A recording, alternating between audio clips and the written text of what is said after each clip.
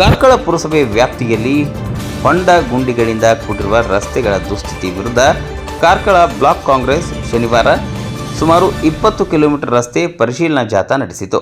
ಜಾಥಾಕ್ಕೆ ಚಾಲನೆ ನೀಡಿದ ಕಾಂಗ್ರೆಸ್ನ ಯುವ ಮುಖಂಡ ಮುನಿಯಾಲು ಉದಯ್ ಕುಮಾರ್ ಶೆಟ್ಟಿ, 22 ವರ್ಷಗಳ ಕಾಲ ಬಿಜೆಪಿ ಆಡಳಿತದಲ್ಲೂ ಕಾರ್ಕಳದ ರಸ್ತೆಗಳು ಹದಗೆಟ್ಟಿತ್ತು, ಸಾರ್ವಜನಿಕರು ಸಂಕಷ್ಟ ಅನುಭವಿಸಿದ್ದಾರೆ ಎಂದು ಆರೋಪಿಸಿದರು. ರಾಜ್ಯ ಸರ್ಕಾರದ ಗಮನಕ್ಕೆ ರಸ್ತೆಗಳ ವಾಸ್ತವ ಸ್ಥಿತಿ ತರುವ ಉದ್ದೇಶದಿಂದ ಜಾಥಾ ಆಯೋಜಿಸಲಾಗಿದೆ ಎಂದು ತಿಳಿಸಿದರು.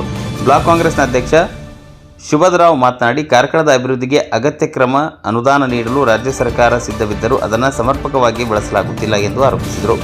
ಜಾಥಾ ಕಾಂಗ್ರೆಸ್ ಕಚೇರಿಯಿಂದ ಆರಂಭವಾಗಿ ಪುರಸಭೆಯ 23 ವಾರ್ಡ್ಗಳ ಪ್ರಮುಖ ರಸ್ತೆಗಳಲ್ಲಿ ಸಂಚರಿಸಿ ಮತ್ತೆ ಕಾಂಗ್ರೆಸ್ ಕಚೇರಿಯಲ್ಲಿ ಸಮಾಪ್ತಿಯಾಯಿತು. ಭಾಳ ಬೇಸರ. ಈಗ ನಾವು ಅನಂತಶಯನ ದೇವರು ಮತ್ತು ಇಲ್ಲಿ ಪದ್ಮಾವತಿ ಅಮ್ಮನ ಸ್ಥಳದ ಹತ್ರ ಇದ್ದೇವೆ. ಕಳೆದ ಬಾರಿ ಸಹ ಮಳೆಗಾಲದಲ್ಲಿ ಬಂದು ಹೇಳಿದ್ದೆ ನಾನು, ಇದನ್ನು ಕೂಡಲೇ ಸರಿಪಡಿಸಬೇಕಂತ. ಇವತ್ತಿಗೂ ಹೊಂಡ ಅದೇ ರೀತಿ ಇದೆ. ದಿನಕ್ಕೆ ಸಾವಿರಾರು ಮಕ್ಕಳು ಭುವನೇಂದ್ರ ಕಾಲೇಜ್ ಇರುವುದು ಪಬ್ಲಿಕ್. ಅದಕ್ಕೆ ಇವತ್ತು ವಾಹನ ಜಾಥಾದ ಮೂಲಕ ಒಂದು ನಮ್ಮ ಶಾಸಕರ ಕಣ್ಣು ತೆರೆಸುವ ಕೆಲಸವನ್ನು ಮಾಡಬೇಕಂತ ನಾವಿಲ್ಲಿ ಬಂದಿದ್ದೇವೆ. ಸುಮಾರು 22 ವರ್ಷದಿಂದ ಆಡಳಿತ ಮಾಡಿ ಸುನೀಲ್ ಕುಮಾರ್ ದುರಾಡಳಿತಕ್ಕೆ ಹಿಡಿದ ಕಾರ್ಕಳದ ರಸ್ತೆಗಳಾಗಿವೆ. ಇವತ್ತು ಭುವನೇಂದ್ರ ಕಾಲೇಜ್ ರಸ್ತೆ ನೋಡಿ, ಹೆರ್ವಾಜೆ ರಸ್ತೆ ನೋಡಿ, ಒಬ್ಬ ಶಾಸಕರಾದವರು 22 ವರ್ಷದ ಅಧಿಕಾರ ಮಾಡುತ್ತಾ ಇರುವವರು ಕಾರ್ಕಳವನ್ನು ಹೇಗೆ ಇಟ್ಟಿದ್ದಾರೆ, ಅವರ ಮನಸ್ಥಿತಿ ಹಾಗೆ ಇಟ್ಟಿದ್ದಾರೆ.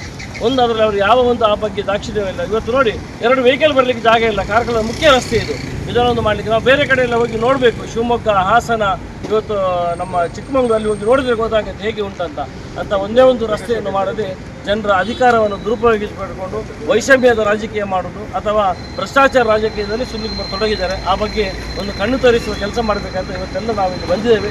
ಮುಂದೆ ಆದರೂ ದೇವರವರಿಗೆ ಒಳ್ಳೆ ಬುದ್ಧಿ ಕೊಟ್ಟು ಒಳ್ಳೆ ಕೆಲಸ ಮಾಡುವಾಗ ಆಗಲಿ ಅಂತ ನಾನು ಭಗವಂತನಲ್ಲಿ ಪ್ರಾರ್ಥಿಸ್ತೇನೆ.